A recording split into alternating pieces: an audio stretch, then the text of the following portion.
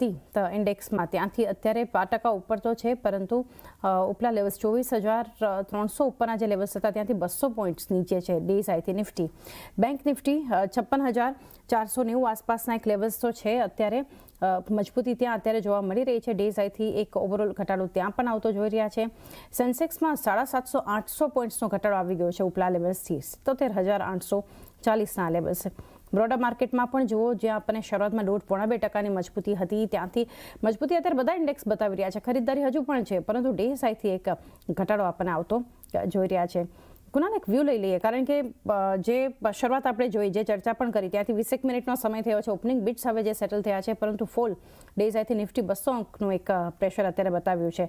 કઈ રીતે આગળ એક હવે અપ્રોચ હોવો જોઈએ, કારણ કે એક મજબૂતી ટકવી એ જરૂરી હતી. આપણે સવારે પણ એટલે ઓપનિંગ સમયે પણ ચર્ચા કરી, લેવલ્સ નથી ટક્યા. વેલ યસ, ડેફિનેટલી ઉપલા મથાળે 24,300 હાઈ બનાવ્યા અને અત્યારે 24,165 ટ્રેડ કરે છે. એટલે ઉપલા મથાળેથી જ પ્રોફિટ બુકિંગ અત્યારે આપણને અહીંયા આવતું જોવા મળી રહ્યું છે. ના, થોડુંક વેઇટિંગ વોચ કરીને ચાલવાની સલાહ તો જરૂરથી રહેશે. 24,200ના લેવલની આપણે વાત કરી છે. 24,200ની ઉપર નિફ્ટી સસ્ટેન થવી જરૂરી છે.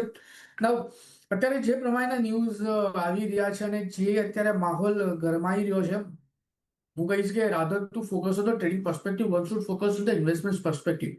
અને જે પ્રમાણે અત્યારે આ લેવલ પર તમે જુઓ કે ઘણા બધા કાઉન્ટર્સ 52 વીક લોની પાસે આવીને ઊભા છે અને no doubt 52 week low break કર્યા પછી હજુ પણ નીચેના લેવલ પર ટ્રેડ કરી રહ્યા છે. આ બધા માહોલમાં સૌથી મોટો ક્વેશ્ચન આપણા દર્શક મિત્રોનો એ જ હોઈ શકે છે કે પોર્ટફોલિયો અત્યારે આ લેવલ પર રેડ ઝોનમાં છે, તો શું કરવું અને કયા સ્ટોક પર ફોકસ કરીને ચાલુ માર્કેટમાં એન્ટ્રી કરવી નહીં કે કરવી. તો હું દર્શક મિત્રોને એટલી જરૂરથી સલાહ આપીશ કે માર્કેટ ક્યાંય અટકવાનું નથી. નો ડાઉટ 24,100 પર અત્યારે નિફ્ટી ટ્રેડ કરે છે અને વર્સ્ટ કેસમાં લે છે નિફ્ટી 23,500 પણ જાય છે. સપોઝ આ યુદ્ધમાં વધારે પડતી જો ખાના ખરાબી થાય છે, તો હું કહીશ કે that would be the perfect scenario કે તમે તમારા પોર્ટફોલિયોમાં એ જ સ્ટોકમાં તમે પોઝિશન બનાવીને ચાલી શકો છો, જે સ્ટોકમાં તમને અત્યારે આ લેવલ પર 10-15-20% જેટલો લોસ થાય છે. કેમ કે lower average will be your biggest friends forever. So તમારે એ જ સ્ટોકમાં ફોકસ કરીને ચાલવાની સલાહ છે અત્યારે, જે સ્ટોકમાં તમારા પોર્ટફોલિયોમાં છે ને જેમાં તમને અત્યારે લોસ થઈ રહ્યો છે. Rather to focus on any other stocks. To be that definitely positive સાઇડમાં છે ફોર ઇન્વેસ્ટમેન્ટ પર્સપેક્ટિવ. ટ્રેડિંગ પર્સપેક્ટિવને લઈને ટોટલી અવોઇડ કરો. 24,200 જે સ્ટ્રોંગ રેઝિસ્ટન્સ એની ઉપર સસ્ટેન થાય છે, તો સારી એવી રિકવરી આપણને અહીંયા આવતી જોવા મળી શકે.